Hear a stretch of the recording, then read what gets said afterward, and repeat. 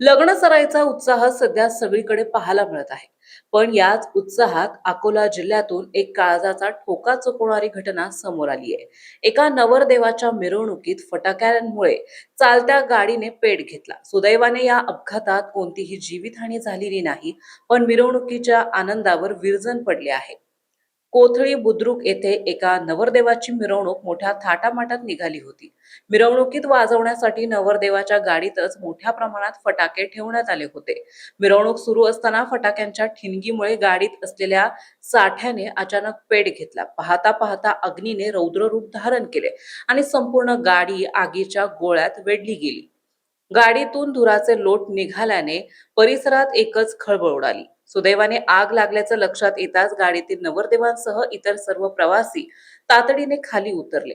वेळेत सावधगिरी बाळगल्यामुळे एक मोठा अनर्थ टळला आणि सर्वांचे प्राण वाचले.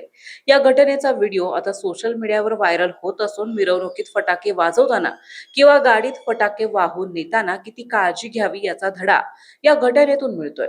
सावधानता बाळगली नसती तर आनंदाच्या क्षणाचे रूपांतर दुःखात झाले असते, अशी चर्चा आता परिसरात रंगली आहे.